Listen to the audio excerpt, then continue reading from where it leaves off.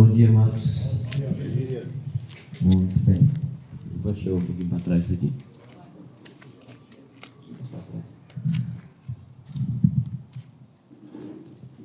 E a gente estava conversando lá na casa de Alexandre Cindy sobre um tema que tem sido muito forte no meu coração. E, na realidade, nesses últimos anos, eu percebi, olhando para a minha história, que esse tema ele tem estado comigo, mexendo comigo, desde 78. Pois é. Alguns aqui nem era projeto de gente ainda, né? E esse tema tem mexido muito comigo. E só, claro que eu não vou conseguir falar tudo que está no meu coração aqui hoje. Não tenho problema com isso, vou falar o que o tempo me conceder que fale. Mas eu estava no meu segundo pastorado, aqui em Várzea Paulista, e tinha um grupo grande lá, de jovens. Já contei isso para vocês diversas vezes, vou contar mais uma. E tinha um grupo de jovens que estava me dando trabalho. Assim, um bocado de namorico, confusãozinha, as coisas que acontecem, não deveriam, né? Mas acontecem no meio de jovens. E eu colocava esses jovens para retiros, para vigílias. E durante um tempo, o que eles ganhavam, recebiam, tem uma água ali. Tudo bem, pode trazer para mim também. Durante um tempo eles melhoravam, né, por causa daquilo que havia acontecido nos eventos para onde eles tinham sido enviados. Mas passava um tempinho e as coisas voltavam ao comum. Não voltavam ao normal, porque se voltasse ao normal estava ótimo. Né? Porque a gente confunde comum com normal, né? São duas coisas distintas, né? Normal é aquele que está segundo as normas. Comum é aquele que está por aí. Então eles voltavam ao comum e eu já estava assim bem angustiado, porque primeiro, segundo pastorado, então o que eu sabia era menos do que eu sei hoje. Hoje eu sei pouco, mas naquele tempo eu sabia menos do que hoje. E eu estava angustiado, orando, não sabia mais o que fazer. E numa noite Deus me deu um sonho. E no sonho eu via no meio de um laranjal muito grande. E no sonho eu sabia que as laranjas todas eram azedas. Então eu me via com uma seringa de açúcar injetando em cada laranja. Então você calcula como eu acordei cansado. E quando eu acordei eu falei: Deus, o que significa esse sonho? E Deus foi muito claro e enfático comigo quando Ele disse que eu estava trabalhando com os frutos ao invés de trabalhar com a raiz. E Deus me deu entendimento que os frutos eram os jovens, a raiz era a família. E se não mudasse a raiz, os frutos continuariam safra após safra na mesma qualidade. Então, a partir daquele momento, eu convoquei a congregação e nós passamos a orar toda semana pelas famílias. Isso durou um ano de oração pelas famílias. E nesse período, muitas coisas aconteceram. Assim, a gente descobriu que um diácono tinha tentado bater na esposa com a cadeirada, um outro irmão tinha tentado espetar a esposa com a faca. Mas assim, nos cultos eram todos maravilhosos. Mas em casa eram assim, eu deixo chamar de quê? Pois é, o nome se quiser pode pôr. E eu falei: Deus, o que a gente tem que fazer? Porque a gente orava e as coisas apareciam. Eu não sei se você lembra de um versículo que diz que quanto mais eu rezo, mais assombração aparece. Você lembra desse versículo? Não é da Bíblia, mas é um versículo. Eu falei: Deus, a gente está orando e o diabo está atacando. Deus falou comigo: não, a oração está fazendo vir à tona o que é realidade. A oração está fazendo aquilo. Como numa chuva, quando cai uma chuva copiosa e sai do ralo, e sai ali da coisa da rua lá, os bueiros, sai dos bueiros a sujeira que estava ali. Era isso que estava acontecendo. Essa experiência deu rumo ao meu ministério. Ela me deu um sentido no meu ministério. E a partir dali, Deus começou a me dar revelação do que é a família aos olhos dele. E já faz mais ou menos 3 anos que Deus colocou um forte desejo no meu coração de visitar todas as congregações que eu assisto, e não são poucas, para falar sobre esse tema: o papel da família na obra de Deus. E é o que eu tenho feito. E baseado nisso, nessa visão, eu comecei a estudar a primeira carta de Pedro, analisando, não tudo, mas analisando a carta de Pedro, e Deus me falou muito poderosamente nesse assunto, na carta de Pedro. Então, aqueles que trouxeram a Bíblia de papel, ainda existem alguns remanescentes que trazem ainda a Bíblia de papel. Não tem problema que você tenha a Bíblia no celular, não tem problema não. Eu tenho muitas versões da Bíblia no meu celular, no meu iPad, mas no celular e no iPad é um pouco difícil você escrever. Você fazer uma anotação, sublinhar alguma coisa que Deus ressalta para você. Então acostume-se a trazer a Bíblia em papel, tá bom? E se você não trouxe, senta aí perto de um crente, tá bom? Brincadeira. Eu percebo que há um problema. Antes da gente entrar no tema propriamente dito, eu estava aqui no começo orando, e Deus me falou a respeito de limitações. E essas limitações impedem a gente de entrar no que Deus quer, de fazer o que Deus quer.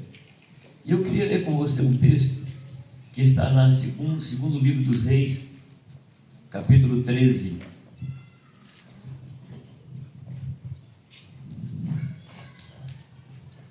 Hoje de manhã amanheci com uma certa rouquidão de janela aberta. Eu gosto de dormir com janela aberta e aí, né, é o que deu. Segundo Reis 13, versículo 17. Alguém pode ler para mim? 17 a 19.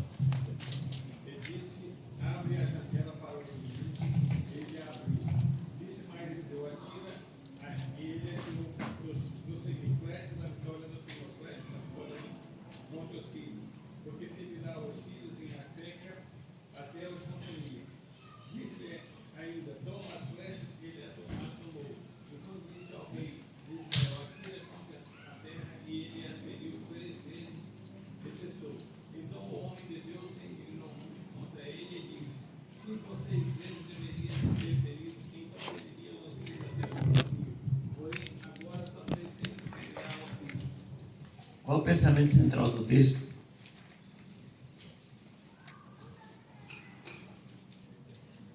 Vitória consigo. Ou a frase que eu colocaria aqui é essa: somos nós que estabelecemos limitações para nós. Esse seria o título desse texto. As limitações quem impõe somos nós, não é Deus. Anos atrás eu conversava com Ademir, pastor em Valinhos, e eu falava para ele da minha necessidade de um telefone. Alguns aqui se lembram que telefone antigamente era investimento. Você comprava um telefone, junto vinha ações da Telesp. Lembra não? Eu não sei dizer hoje quanto seria um telefone, mas era investimento e algumas vezes dá para comprar um carro. Hã? Se alugava. Né? O nosso amigo Leci, meu cunhado, ele tinha muitas linhas telefônicas, ele investia nisso. Correto? Eu cheguei para Ademir e falei: Ademir, preciso muito de um telefone e eu não tenho dinheiro para comprar. Ele falou: não ponha as tuas limitações em Deus. Vou falar de novo. Não ponha as tuas limitações em Deus, porque a gente tem o costume de transferir para Deus as nossas limitações. Sim ou não? Aí eu falei: Deus, o Senhor é capaz. Resumindo a história, logo depois eu comprei o telefone. Logo depois. Mas a minha conversa com a Ademir sobre o telefone falava de limitação. Como é que é você nessa área? Você se impõe limitações?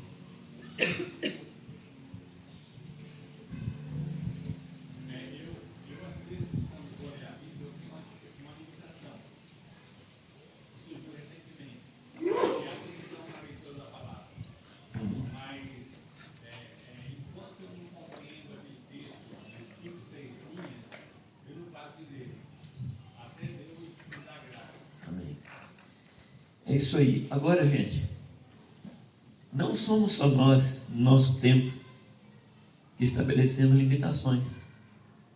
Você vai estudando os personagens da Escritura, muitos deles se impuseram limitações.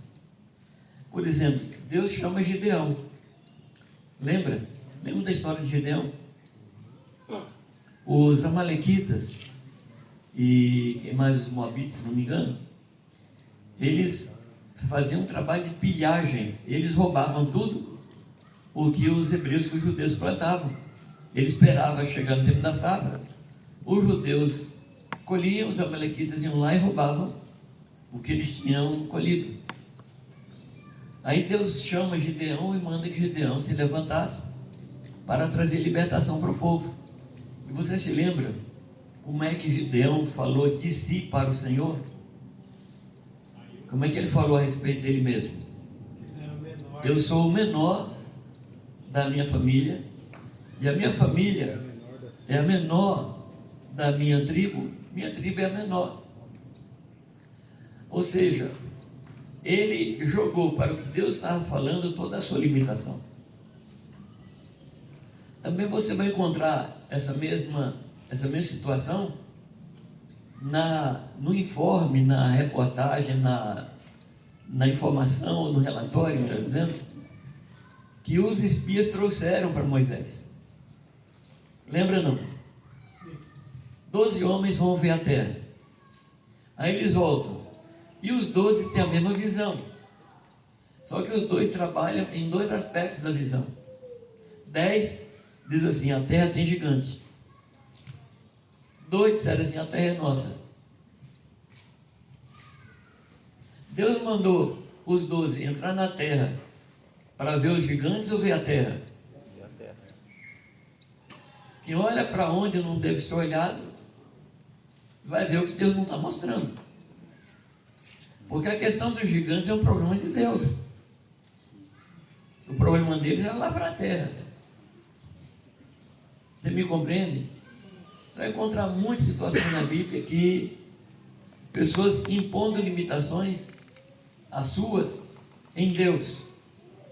Aí você vai encontrar um personagem maravilhoso, Xará de Elias, que diz assim: só eu fiquei. Lembra não? Só eu fiquei. Depois de haver matado 800 homens, e homens que não queriam morrer. Eu acho que matar 800 homens deve dar um trabalho grande, né? Eu não sei ainda. Eu nem comecei a matar alguém para chegar nos 800. Isso. Aí uma mulher fala assim: eu vou te pegar. Ele vai embora, senta embaixo de um arbusto, de uma pequena árvore, e começa a pedir a morte. Aí Deus fala assim: Elias, tem mais 7.000. Você percebe a mentalidade de limitação? Aí tem um outro personagem que com 95 anos, se não me engano, Deus falou com ela que ela ia ter um filho. 95 anos. Tanto que quando o anjo fala que ela ia ter um filho, fala para o marido dela, e ela está atrás da tenda. Você lembra o que ela faz? Não? Ela dá risada. O anjo fala assim: você está rindo? Não, não ri. Mentiu. Outro que teve o mesmo problema foi o pai João Batista, Zacarias. E Deus fala com ele, ele fala: já sou velho. Quer dizer, Deus está velho. É isso? Deus não tem condições? Deus não tem recurso? Aí você vai encontrar outro personagem, quando Deus chama a Pedro e a Ananias. Pedro põe uma limitação de religião. Deus fala assim: levanta, mata e come. Ele escuta a sua religião e fala: não vou fazer isso. Ele se limita. Correto? Você vai encontrar isso também em Ananias.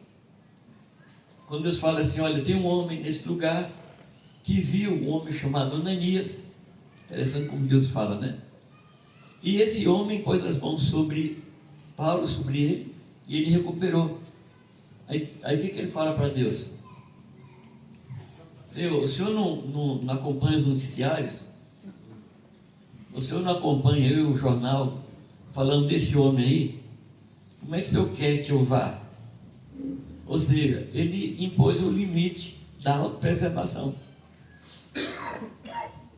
Lembra não? Esse mesmo Pedro, que se impôs o limite da religião, ele chega na casa de Cornélio e estabelece uma limitação racial. Lembra?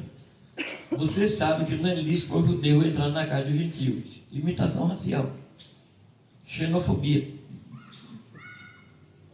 São as limitações que a gente vai se estabelecendo. O interessante é que Pedro, quando ele fala isso, diz assim: Deus me apareceu e eu vim sem detença. Mas que cara, não é esse cara de pau, não? Ele brigou com Deus. Quais são as suas limitações? Como é que você se vê? Sou pobre, miserável, necessitado. Como é que você se vê? E pior, como é que você vê os outros? A palavra diz, amados, que quando a gente se contempla no espelho, a gente vê a glória de Deus. Quando você se encontra no espelho, você vê a glória de Deus. Amém? Amém. Quem é você? A glória de Deus. Ah, mas eu tenho muito defeito. Os defeitos não diz quem eu sou. O que diz quem eu sou é o Senhor. Eu gosto muito de uma música que as crianças cantavam, que dizia assim: eu sou quem a Bíblia diz que eu sou. E a palavra diz que a gente não deve mais olhar para as pessoas segundo a carne, mas segundo Cristo. Quando a gente olha para a pessoa segundo a carne, a gente limita a vida da pessoa. Assim, esse não tem condição não. Aquele tem condição. Quando eu converso com os pastores a respeito da ordenação de novos obreiros, eu digo para os pastores: não olhem para o potencial da pessoa. Porque cada um de nós só tem um potencial, é para o pecado. O nosso potencial é para o pecado. E a gente sabe pecar com maestria. Sim ou não? A gente sabe pecar assim como ninguém. Ninguém peca melhor do que eu. Sim, porque a gente limita com o nosso caráter aquilo que Deus quer fazer. Mas o que determina a minha visão, amado, sobre mim mesmo, é aquilo que Deus fala. É quem diz. Aqui, quem diz Deus que eu sou. Nesse texto aí, 2 Coríntios 5,16, ele diz: a ninguém mais. E ninguém eu estou incluído, né? É. Então nem a mim mesmo vou olhar com os olhos da carne. Amém? Gente, eu não estou aqui trabalhando com vocês tentando convencer vocês a ter um pensamento positivo. Não é isso não. Porque pensamento positivo não muda a vida. Eu posso falar 200 vezes quem eu sou, falando bem de mim. Isso não vai me mudar. O que muda a minha vida é a presença do Espírito Santo em mim. Amém. É isso que muda. Então, como é que você se vê? Você não pode se ver segundo aquilo que você vê no espelho. Você tem que se ver segundo o que Deus mostra. E quando Deus mostra, você olhando no espelho, você vê a glória do Senhor. Amém? Então nós vamos abrir nossa Bíblia em 1 Pedro capítulo 2, versículo 9. Eu queria, a partir daí, caminhar em duas direções. Uma em direção ao começo do livro e outra em direção ao fim do livro. Tá? 1 Pedro capítulo 2, versículo 9. 1 Pedro. O que é que diz aí? Mas vós sois a geração eleita, o sacerdócio real, a nação santa, o povo escolhido para que anuncieis as virtudes daquele que vos chamou das trevas para a sua maravilhosa luz. Tá bem, Patrícia. Como é que Deus lhe vê? Geração eleita. Isso. Que mais? Sacerdócio real. Que mais? Nação santa. Que mais? Povo de propriedade exclusiva de Deus. Essa é a visão que Deus tem de você. Segundo a visão, assim o homem é. Como imagina o homem na sua alma, assim ele é. Eu sou o resultado daquilo que eu vejo. Se eu trabalho com a visão de que eu sou nada, sou ninguém, esquecendo do que Deus fez na minha vida, a minha vida vai ser o resultado disso. Mas quando eu compreendo isso que Deus falou a meu respeito, a minha vida vai mudar. Ou não? Ele começa dizendo que eu sou raça eleita. Como é que diz na sua versão? Geração eleita. Deus elegeu você. Quando é que Deus lhe elegeu? Aí se você para Efésios capítulo 1, diz que nós somos eleitos antes da fundação do mundo. Quando é isso? Não sei. Mas eu só sei que foi antes da fundação do mundo. E você perceba o seguinte, que eu ainda não existia para que Deus pudesse me escolher. Então Ele não me escolheu segundo as minhas capacidades. Não havia. Não havia.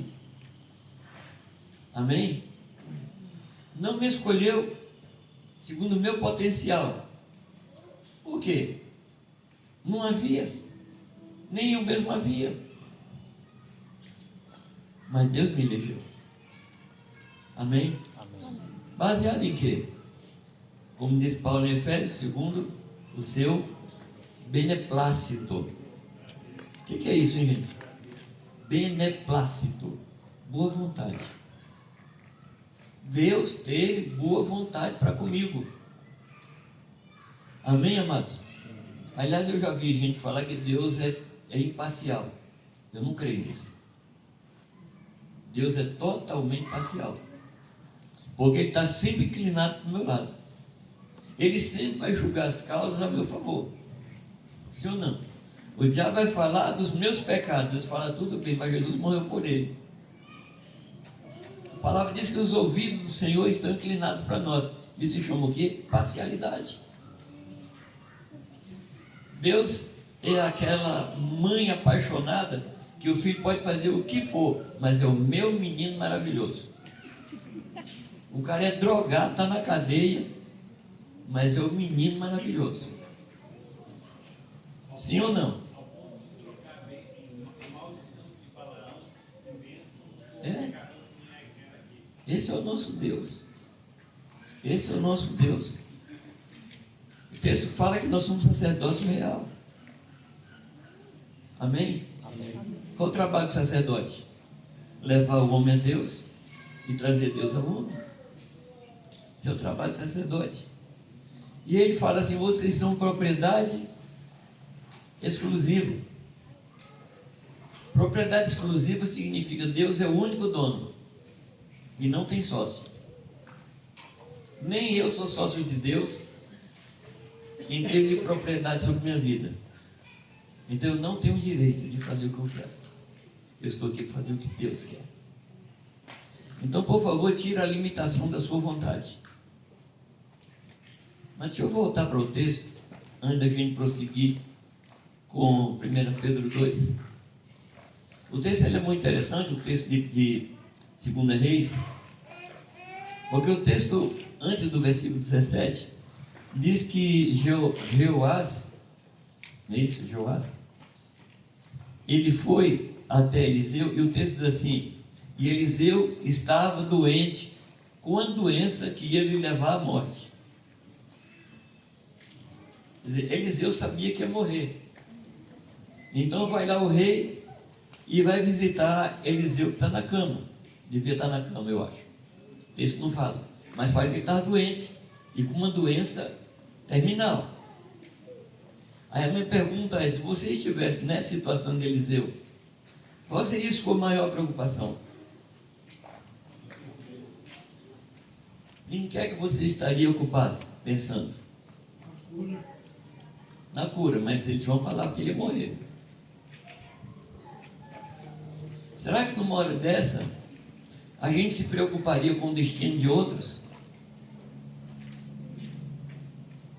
Ou a gente falaria, como eu já ouvi crente falar: eu já tenho muito problema para me preocupar com o problema dos outros? Eu já vi crente falar isso. E aí o profeta, mesmo na cama, ele profetiza. Mesmo sabendo que ele tinha pouco tempo, ele profetiza. E ele manda o rei chegar na janela e atirar flechas. Quantas flechas ele atira? 3 flechas. E Eliseu fica muito bravo, porque ele diz assim: olha, se você tivesse atirado mais flechas... Interessante que Eliseu não fala o número, porque eu acho que Deus queria mostrar para aquele rei como ele limitava as coisas. Ele disse: se você tivesse atirado 6 flechas ou mais, você derrotaria completamente os sírios. Mas porque você tirou só 3, você vai ter 3 vitórias só. Então a pergunta inicial é essa, e eu repito a pergunta: quem é que põe limitações nas nossas vidas? Não é Deus. Eu vou te falar mais uma: não é nem o diabo.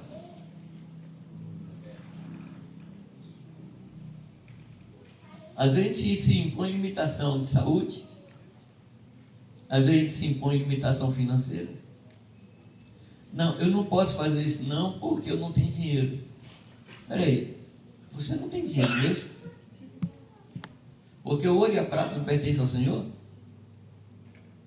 Então, na realidade, você não tem mesmo. É uma das declarações verdadeiras que a gente faz sem pensar. Eu não tenho dinheiro, graças a Deus, aleluia. Solta foguete, não solta não, porque você não sabe que Deus quer que você compre. Mas faz uma festa, porque você falou talvez a verdade mais importante da sua vida: eu tenho nada, Deus tem tudo.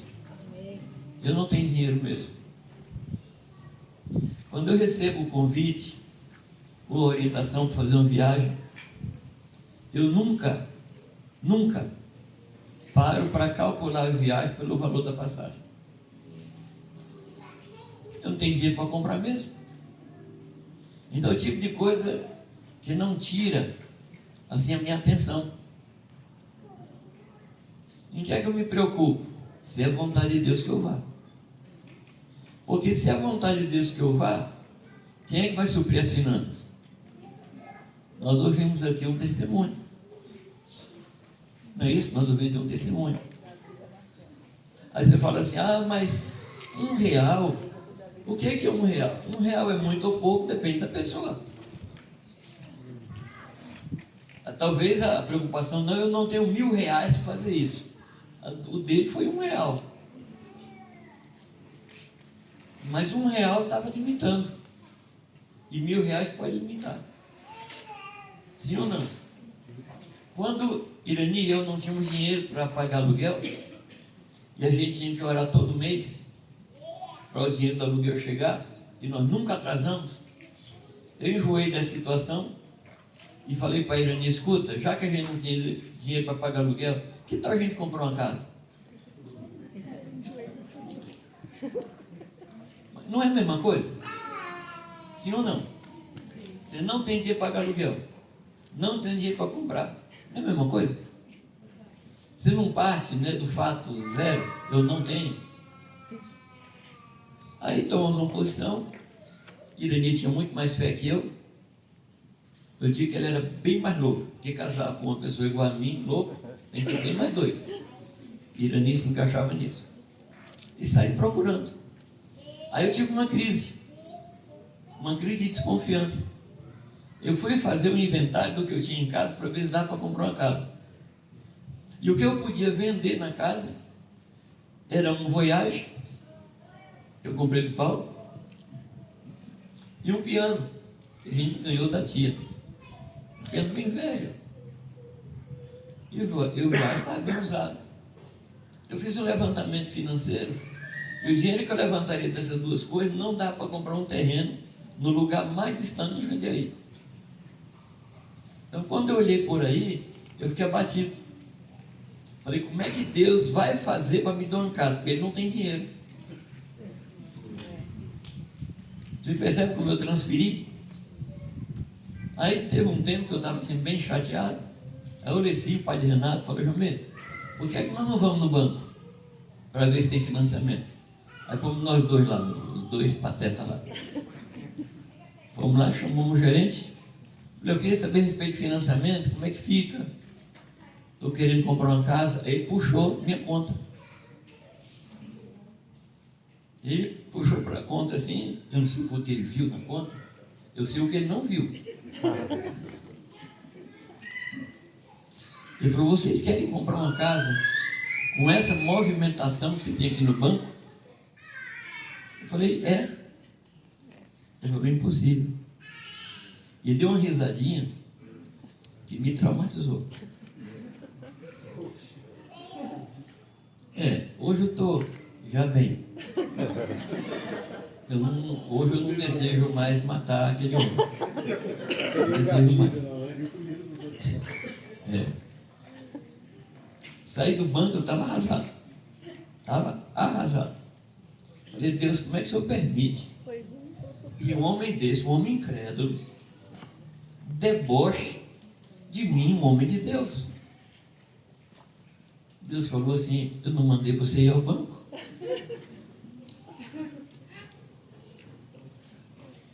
Você percebe como é que as limitações operam? Quando você se submete a elas.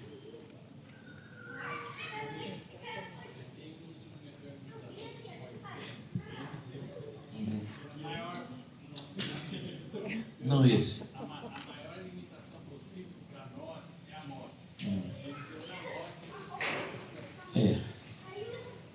Nós nos limitamos em termos de tempo. Eu não tenho tempo para fazer isso, eu não tenho tempo para fazer aquilo. Quando isso é uma mentira. Porque não é verdade que nós não temos tempo. Ninguém tem mais que 24 horas por dia. E ninguém tem menos que 24 horas por dia. Agora, se você falar para mim assim: eu não sei organizar meu tempo, aí nós entramos num caminho de verdade. Mas dizer que não tem tempo, amados, por favor. Já contei isso outra vez, mas o meu primeiro pastor era um pernambucano assim, daqueles, cheio de fogo. E um dia a gente estava cantando um corinho, e o corinho era assim, bem introspectivo, bem de meditação. A gente cantava: Senhor, dá tempo para mim ocupar minha vida contigo, porque senão eu vou pelo vento e eu perco meu tempo e me perco do Senhor. Mais ou menos o cântico era esse. E era um pedido que Deus desse tempo. Aí ele parou o cântico assim no meio. Falou: gente, nós não vamos cantar mais desse jeito. Essa letra está errada. Nós vamos cantar a partir de hoje assim: Senhor, dá vergonha para mim para ocupar meu tempo contigo. Nunca mais nós cantamos aquele cântico. Você percebe como as limitações vêm? A gente se limita em relação ao tempo. Como Sara, que falou assim: já sou velho. Já sou velho. A gente se limita quanto aos projetos. Os projetos que nós temos, qual é o alcance deles? Às vezes o projeto que a gente tem, o alcance dele é a compra da casa, é o tirar um diploma, é o ganhar uma profissão. Mas tudo isso, amado, está restrito ao tempo da nossa vida. Mas a nossa vida se resume a esse tempo que a gente está vivendo aqui. Eu estou com 76 anos. Eu sei que eu já tenho bem mais tempo para trás do que para frente. Eu já sei. Às vezes eu escuto assim, alguns projetos, né? Uma obra que vai ser inaugurada em 2050. Assim, é bem provável que eu não veja essa obra. Isso é natural. No entanto, falo. E nem que ela se realista, né?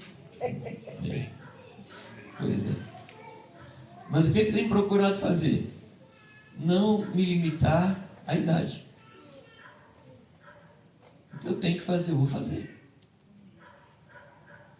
Amém? Amém. Quais são os projetos? Se os projetos forem só nossos, realmente eles só têm ação nesse tempo que a gente vive. Mas os projetos de Deus, eles são eternos. Amém. Eles transcendem a nossa vida. Eles transcendem esse tempo que nós estamos vivendo. E eles passam disso. Então eu preciso fazer uma reformulação nos projetos e começar a entrar nos projetos de Deus. E o que nós estamos falando aqui, de 1 Pedro capítulo 2, versículo 9, é exatamente isso. Quem eu sou e para que sou. Amém? Amém. Quem é que eu sou? Geração eleita. Que mais? Sacerdócio real. Que mais? Nação santa. Que mais? Povo adquirido por Deus. E o nosso custo não foi pequeno. Eu gosto do outro canto que diz que eu nunca saberei. Eu nunca saberei. Nem na eternidade eu vou saber quanto custou para o Senhor a minha vida. E olhando para Jesus Cristo, Ele não se impõe limites. A palavra diz que, tendo amado, Ele nos amou até as últimas consequências. Ele não pôs limite. No Getsemane, Ele tinha o limite a respeito da sua dor, a respeito da paixão que Ele ia passar, e estabelece outro limite, que era o de Deus. Não sempre contudo, é o que eu quero, mas é o que o Senhor quer. E o que Deus quer não tem limite. Amém? Amém. Então o que é que o texto diz aqui? Que nós somos tudo isso para anunciarmos. Então o que somos e para o que somos. Estamos aqui para anunciarmos as virtudes daquele que nos chamou das trevas para a sua maravilhosa luz. Amém, amados? Amém. Então eu espero, e essa é a minha oração, que cada um de nós saia aqui com essa verdade assim muito claramente. Eu tenho consciência de que eu não consigo chegar ao coração de vocês, mas eu espero que Deus me faça chegar à cabeça de vocês. Porque quem chega ao coração é o Espírito Santo. Eu não chego, nem pretendo chegar, que não é tarefa minha. Minha tarefa é falar essa mensagem de forma clara, objetiva, inteligível, que vocês compreendam isso na mente de vocês, para depois compreender com o coração. Amém? Amém. Por favor, não limite o que Deus quer fazer na sua vida. Bom, voltando aqui para Pedro, tentando dar uma visão panorâmica da carta de Pedro. Pedro escreve essas coisas a um povo que foi disperso. Que povo disperso é esse? Somos nós. Somos a igreja de Deus, que foi espalhada para todos os cantos da terra. Não exatamente todos ainda, porque ainda há pessoas que não conhecem o Senhor. E Deus nos colocou aqui como peregrinos e forasteiros. Ora, amados, qual é a limitação que tem um peregrino? Qual é a limitação que tem uma pessoa que, de acordo com a palavra, Abraão, uma pessoa que morava em tendas? Qual é a limitação?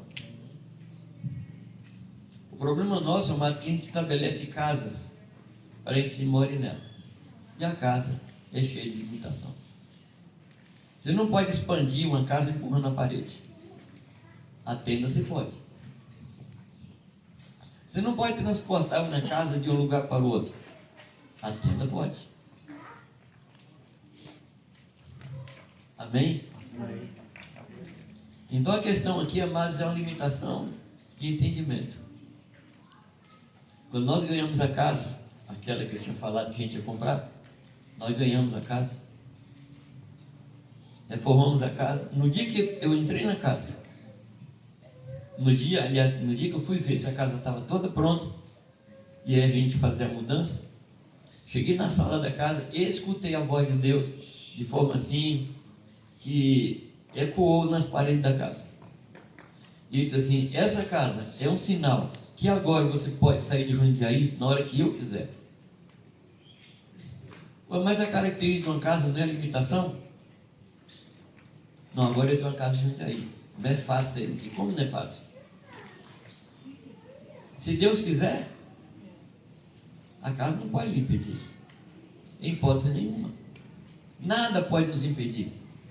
Nada é fator limitador para nós. Quem nos limita é o Senhor, se Ele quiser nos limitar. Amém? Amém. Então nós somos um povo estrangeiro, um povo forasteiro, e toda essa carta de Paulo trabalha em cima dessa ideia. Primeira ideia de quem nós somos e para que somos. Uma segunda ideia, uma segunda tentativa, um segundo propósito de Pedro é nos ajudar a não entrar nas limitações dessa vida. É muito comum a gente sair de um lugar e mudar para o outro e começar a ter características daquele lugar. Sim ou não? Quando eu mudei para Jundiaí em 78, era comum nas ruas de Jundiaí, gente conhecendo ou não, virava para assim: ó, quem se lembra disso? Ó era assim, um bom dia, sei lá o quê. E eu trabalhava em vendas e visitava empresas. E aí, quando eu falava meu nome, José Jamê Rabelo Nobre, o Rabelo saía. Porque essa região tinha uma família Rabelo muito poderosa. Quando eu falava que era Rabelo, eles me tratavam muito bem. Mas logo que eles viram que era o Rabelo de um L só, eles me colocavam de volta no lugar de onde eu tinha saído. Limites que as pessoas não se colocam. Jundiaí mudou. Deixou de ser uma cidade provinciana e passou a ser uma cidade quase cosmopolita. Muito estrangeiro. Estrangeiro de dentro do Brasil, estrangeiro de fora do Brasil. 110 mil habitantes naquele tempo, para 420 hoje. Mudou muito. Mudou muito. Deus não limitou minha vida. Deus não limitou meu ministério. Deus não limitou aquilo que eu posso fazer. Quem limita sou eu. Amém? Amém. E algo que limita também são os costumes do lugar. Quando a gente perde consciência de que a gente é, a gente começa a permitir que o que não é de Deus começa a fazer parte da vida da gente. Até ao ponto da gente falar assim: isso eu não posso viver. Mas viveu. Mas viveu. Tempos atrás, eu nem me lembro quando, eu falava das limitações que a gente impõe sobre crianças. E contava um pouco como foi minha infância. E na minha infância, eu fazia meus brinquedos. Pegava um sabugo de milho, colocava 3 palitos, virava um boi, virava uma vaca. Pegava uma caixinha, colocava rodas, virava um automóvel, virava um carro. Eu falei assim, meu pai nunca foi ir numa loja de brinquedo comprar, afinal de contas, éramos 13. Tinha que ir na 25 de março comprar por atacado, né? Mas não era a visão dele. E aí uma criança me ouviu falar e falou para a mãe dele assim, mãe, coitadinho, né, de Chamé. No domingo seguinte ele trouxe um carrinho para mim, da Hot Wheels.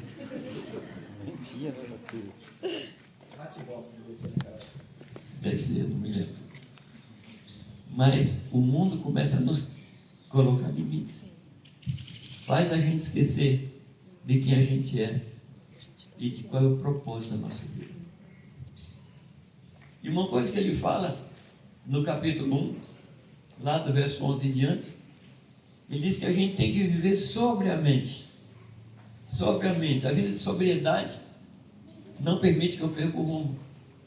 Não permite que eu me submeta aos limites dessa vida. Fala, viva sobriamente e esperai inteiramente na graça de Deus.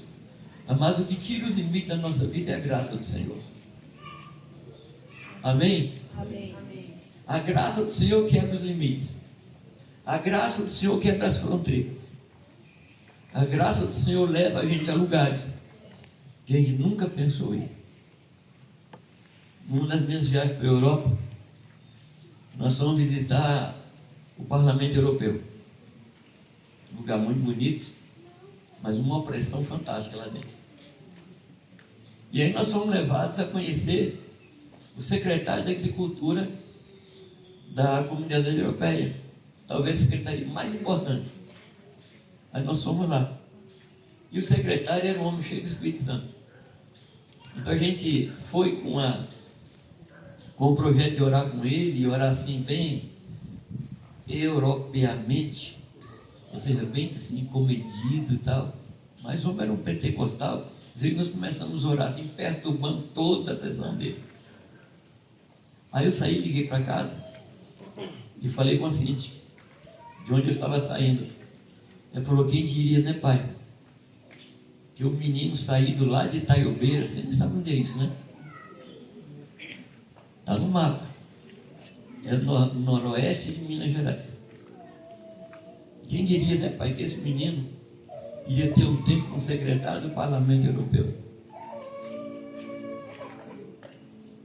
Num dos nossos encontros na Inglaterra, na Escócia, nós fomos hospedados num dos castelos de um dos príncipes da Inglaterra. O que você acha? Também já fiquei hospedado em baia de cavalo, em galinheiro, literalmente. Eu não estou usando metáfora, não. Mas qual a lição aqui, amados?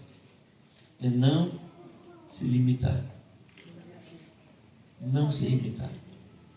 Mas tem um ponto aqui, amados, que é muito limitador para nós, se a gente quiser.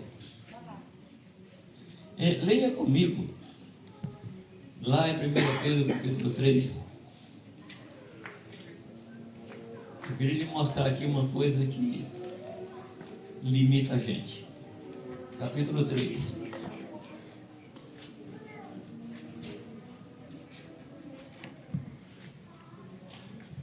Eu queria que você lesse a última frase do versículo 7.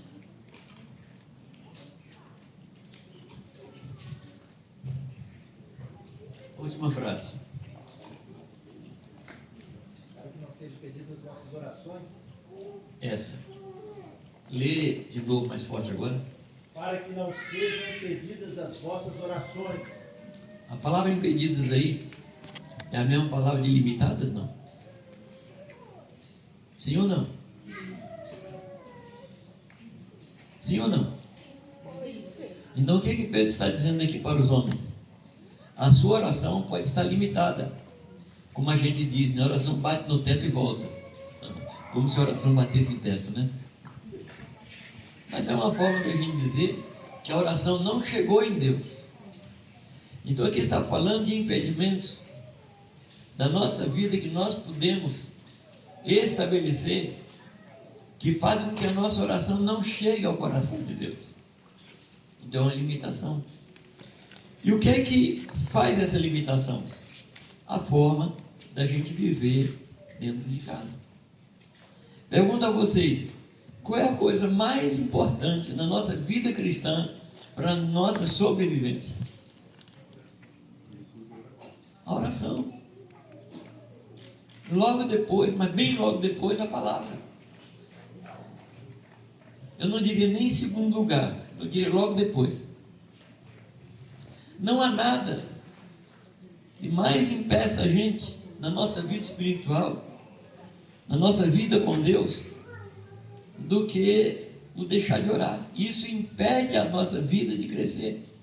Ele fala para que não sejam limitadas as vossas orações. E o que é que limita a oração? A forma da gente se comportar dentro de casa. Então, se você prestar atenção nessa carta, ela vem desde o capítulo 1, ela vem de uma transcendência, ela vem assim de um nível fantástico, maravilhoso, quando ele fala de coisas eternas. E ele vai falando no capítulo 2, quem era Jesus Cristo, como ele reagiu, como ele viveu. E quando entra no capítulo 3, ele traz todo esse ensinamento para a forma da gente viver em casa. Mostrando para nós, amados, que a forma da gente viver pode impedir que sejamos testemunhas da virtude de Deus. Pode nos impedir de anunciar as virtudes daquele que nos chamou das trevas para a sua maravilhosa luz. Porque Deus não flui na vida de pessoas que andam fora do caminho. Eu não estou dizendo pessoas incrédulas, estou falando de cristãos que saíram do caminho. Eu não estou falando de cristãos aqui que entraram numa vida de devassidão e pecado, mas cristãos que perderam noção da vontade de Deus para a sua vida. É disso que eu estou falando. E Pedro vem falando para a gente, capítulo 1, capítulo 2, a respeito da nossa forma de viver, que tem que ser baseada na forma de Jesus viver. E é por isso que ele diz no versículo 1 do capítulo 3, semelhantemente ou igualmente. É assim que diz? Versículo 1 do capítulo 3. Semelhantemente. O que ele está dizendo para a mulher? A sua vida, a sua forma de ser, tem que ser como Cristo. Tem que ser da forma de Cristo. Sendo caluniado, não caluniava, sendo ameaçado, não ameaçava, sendo injuriado, não injuriava, mas entregava-se ao reto juiz. Aí ele fala, mulher, tem que ser assim. Mulher tem que ser isso. Por quê, amado? Para que não se interrompam as nossas orações, a fim de que a gente entre e permaneça no ministério de anunciar as virtudes daquele que nos chamou das trevas para a sua maravilhosa luz. Acertar a vida em casa não é o alvo da nossa vida. Acertar a vida em casa é uma condição para a gente poder fazer o que Deus quer. Dá para me compreender, amados? Eu estou perguntando se você crê, estou perguntando se você me compreende. O crer é outra coisa, não é minha tarefa levar você a crer. É Ele que convence a gente. Eu sou o que convence. Aí olhando para a mulher, ele fala assim, mulheres, seja assim, seja submissa. Aí algumas mulheres, e principalmente nesse tempo de hoje, né? Submissa a um homem, quem? Eu? Só que o segredo aí não é submeter ao homem, ponto. Submeter aos vossos maridos como ao Senhor. Ou seja, é por causa do Senhor. Porque quando algumas mulheres olham para um tipo de marido que tem, ela fala, não posso me submeter a esse homem. Ou seja, ela limita a sua submissão ao comportamento do marido. Se ele for bom, eu me submeto. Se ele não for bom, eu não me submeto. Você percebe como a gente coloca limitações? E aí ele fala assim, porque se algum de vocês tiverem maridos... Hã? Não desobediente. Ele não está falando de marido incrédulo. Ele está falando de marido desobediente. Eu vou fazer uma pergunta aqui que pode expor você, minha irmã. Se você quiser responder, você responde. Se não quiser, se achar que é terreno minado, não responda não. Mas o seu marido é um homem obediente a Deus? Não responde assim para mim não. Piscadinha de olho assim, olho esquerdo, 3 batidinhas, eu vou saber.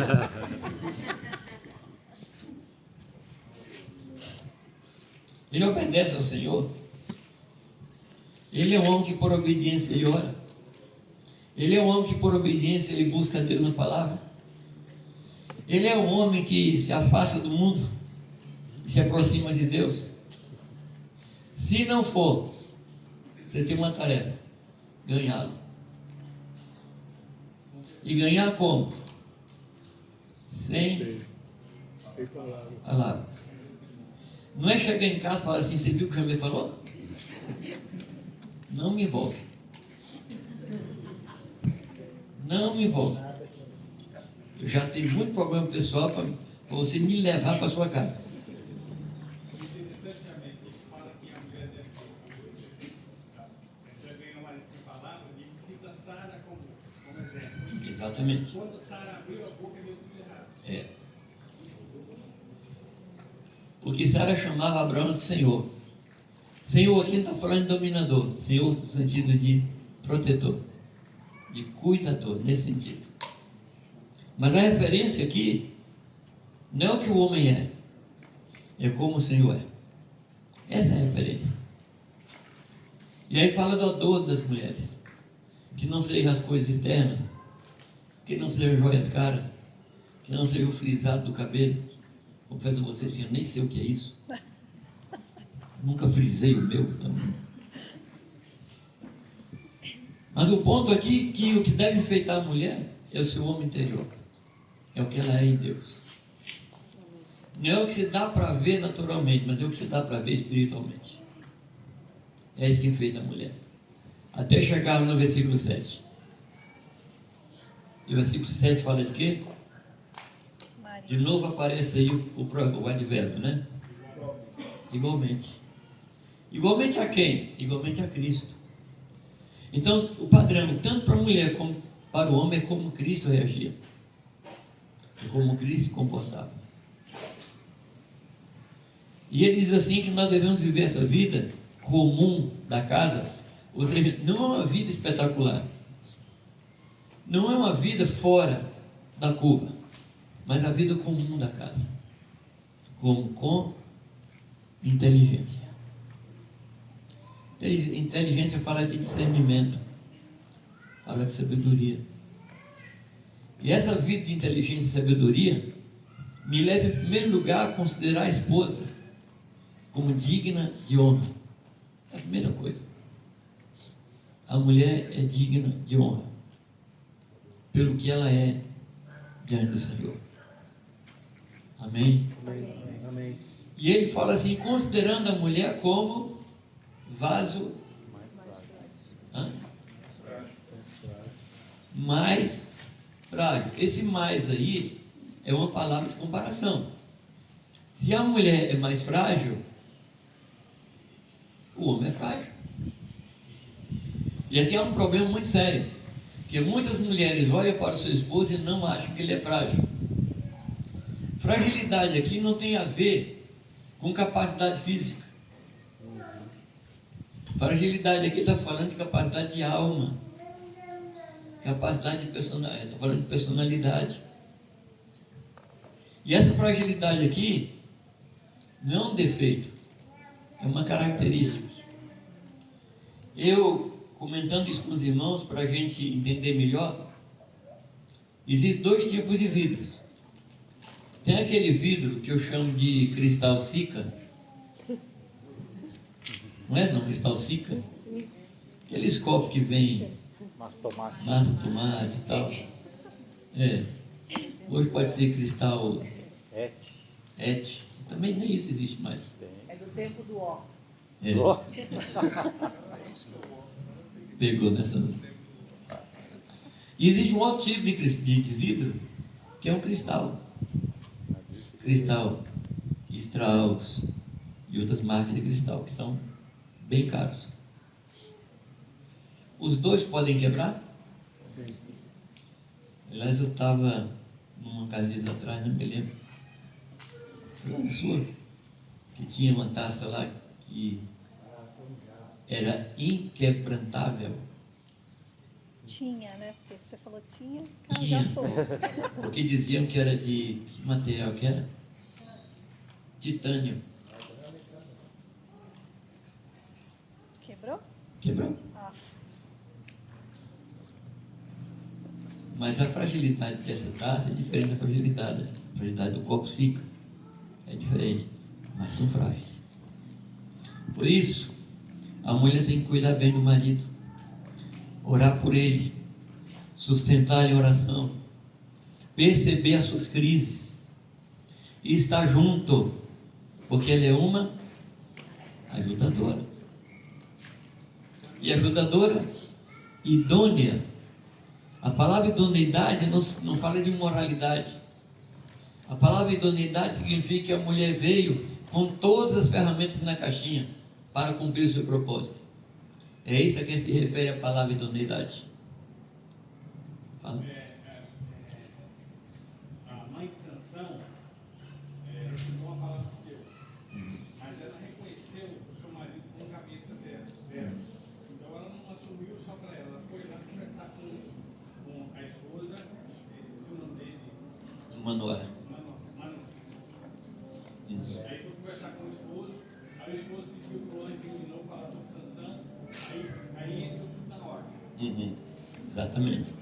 Perguntando para o anjo qual seria o serviço e o estilo de vida do menino, quando o menino nem havia ainda sido concebido. Correto? Mas voltando para Pedro.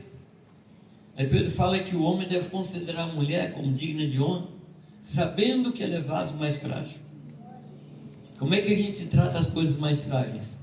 A gente tem muito cuidado, cerca de cuidado. Cuida bem para não se quebrar. Repito, não é defeito, é característica. Você tem ferramentas de precisão que tem um tipo de resistência. Você tem outros tipos de ferramentas que não são de precisão, tem outro tipo de resistência. Mas toda ferramenta tem limite. Sim ou não? sim. A marreta tem um limite, um microscópio tem outro limite. Mas os dois têm fragilidade, os dois. E aí ele fala, amados, versículo 7. Vou sair aqui de Pedro. Versículo 7. Fala, considerando mulher como vaso mais frágil, cuidando dela. E aí o texto diz, o 7. Como sendo vós os seus co-herdeiros, ou seja, herdeiro junto da mesma graça de vida. O homem e a mulher recebem a mesma graça de vida. Aqui nesse texto não está falando de macho e fêmea. Aqui está falando de duas pessoas com a mesma dignidade diante do Senhor. E duas pessoas com o mesmo chamado. E qual é o chamado? Anunciar as virtudes daquele que nos chamou das trevas para a sua maravilhosa luz. Esse é o nosso chamado. Isso é o que Deus tem para nós, é o que Ele quer de nós. Somos co-herdeiros da mesma graça de vida. E aí Ele fala, para que as vossas orações não sejam interrompidas. Com isso, vocês concordam comigo? Que tem muita família, tem muito casal cujas orações não chegam até Deus?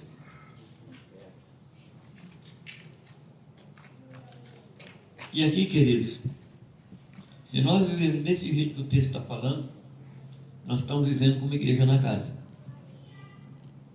Isso é igreja na casa. É o homem cuidar da sua esposa como pastor que ele é, como profeta que ele é, como sacerdote que ele é. Cuidar como Cristo cuida. E a esposa cuidar do marido, como a igreja faz com o Senhor Jesus Cristo.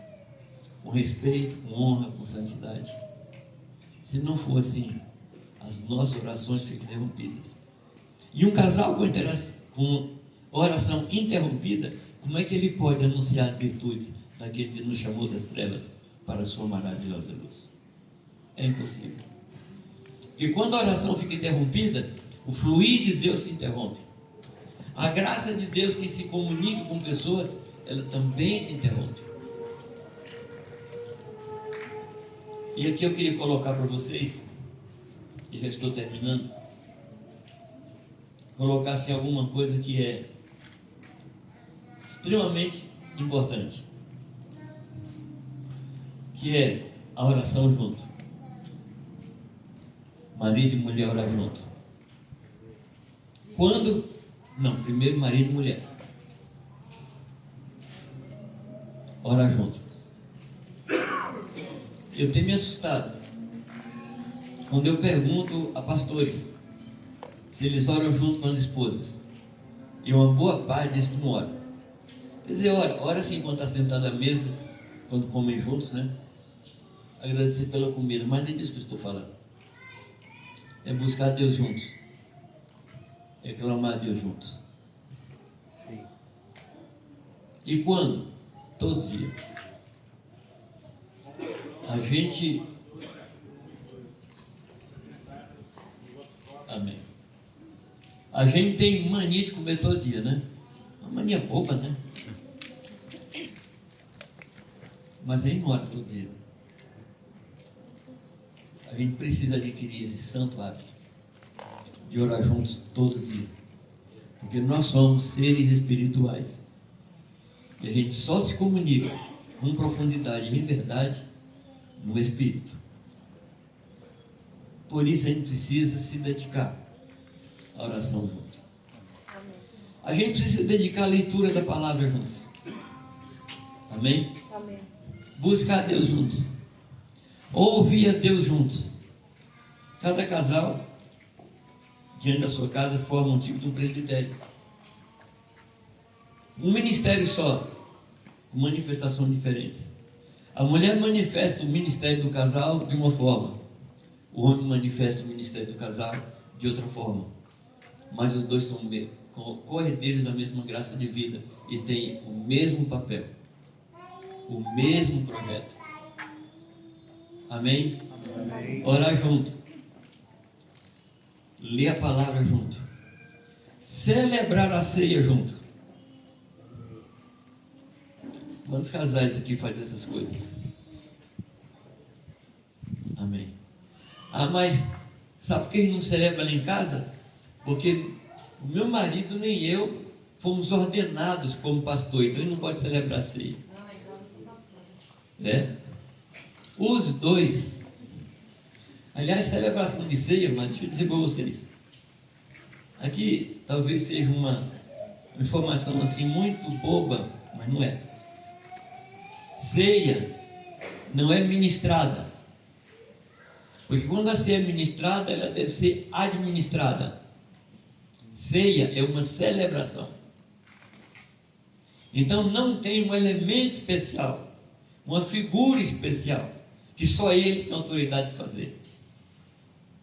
Lembra que a primeira ceia, Êxodo capítulo 12, era feita em família, a família fazia isso. Amém? Amém. Todos os meus estudos, quem eu via primeiro que eu estudava era minha esposa. Eu dizia que ela tinha o direito de comer o pão quentinho. O pão quentinho era dela.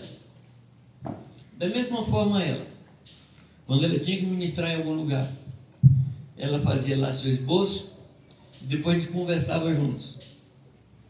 Eu acrescentava, eu dava uma corrigida, eu sugeria, e quando ela chegava diante do grupo para o qual ela ia ministrar, não era a palavra dela, era a nossa palavra. Da mesma forma, quando eu ministrava, ela falava de nós dois. Eu queria animar vocês a viver uma vida de cordeiro da mesma graça, a partir da casa. De que é que eu estou falando, amado? Estou falando de igreja na casa.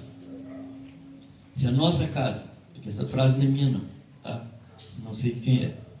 Se a nossa casa vive como igreja, a igreja vai viver como nossa casa. Se a nossa família vive como igreja, a igreja vai viver como família. Porque as coisas começam dentro da nossa casa. Essa caminhada que Pedro faz, do transcendental para o particular na casa, Paulo faz a mesma coisa na carta aos Efésios. Está falando de coisas tremendas, capítulo 1, 2 e 3. Passa no 4 e no 5, falando de transformação de vida. E desemboca onde? Maridos, viver a vida como... Não, esse é Pedro. Ele fala, honrar a esposa, como Cristo fez. Mulheres, submetem aos vossos maridos, aí entre os filhos. Filhos, sejam obedientes aos vossos pais. Maridos ou pais, não irritem os vossos filhos. Então, Paulo vem de uma amplitude fantástica e desemboca dentro de casa. Por quê, amados? Deus quer que cada uma das nossas famílias viva como igreja. E para terminar, eu queria puxar a memória de vocês. Em Lucas capítulo 15, fala de 3 parábolas. Vocês se lembram? Lucas, capítulo 5, fala de 3 palavras. Ou de 3. Dracma perdida, ovelha perdida e o filho perdido. As 3 coisas são perdidas de conjuntos. As 3 coisas. E nas 3 coisas há um desejo, uma paixão, há uma aplicação no sentido de descobrir as coisas que foram perdidas. E eu gosto muito da explicação de como Jesus coloca alguns detalhes quando ele fala da dracma perdida. Ele diz que a dracma foi perdida dentro de casa. Dracma são os valores que nós temos. Não chegava um dia de trabalho. Não chegava um dia de trabalho. Mas não era alguma coisa assim que mudava a vida. Não era alguma coisa assim que pudesse ser celebrado. No entanto, quando essa mulher perde a dracma, ela comunica às vizinhas que ela tinha perdido uma dracma. Porque aquela dracma era uma dracma especial. Era uma dracma que fazia parte de um colar de uma noiva, quando ela noivava. Eram 10 dracmas no colar. Quando a noiva perdesse uma das dracmas, ela não podia sair com o colar. Era desgraça. Por isso que essa mulher já avisa para as vizinhas, perdi a dracma, tá? Não é meu noivo que me desprezou, não, foi eu que perdi a dracma. E o texto fala que ela perdeu dentro de casa. Por isso ela acende a candeia. E o combustível da candeia era bem mais valioso que a dracma. Ela acende a candeia. Ela varre a casa até encontrar. E quando encontra, ela vai para os vizinhos e fala o quê? Achei a dracma que havia perdido. As 3 parábolas terminam do mesmo jeito, com os vizinhos se alegrando. E a dracma, ela procura, é a única coisa desse capítulo que fala que ela procura com diligência, com cuidado. Então, tomando isso aqui, minha sugestão, que a gente procure dentro da nossa casa as coisas que a gente tem perdido.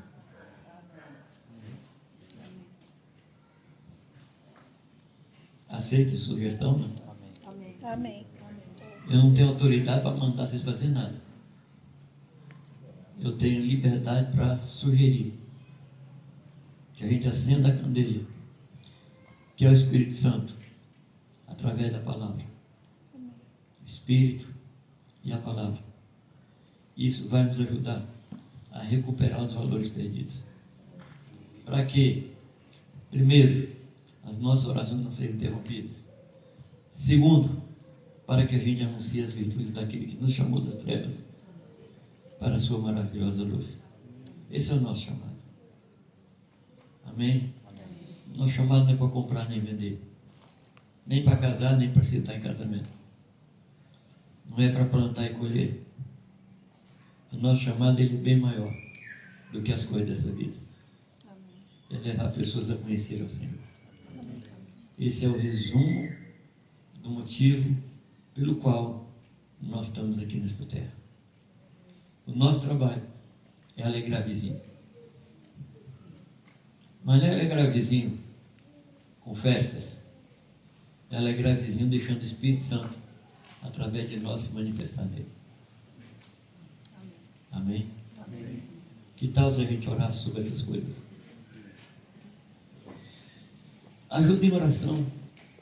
Isso que eu estou falando para vocês, Deus tem impressionado muito sobre isso.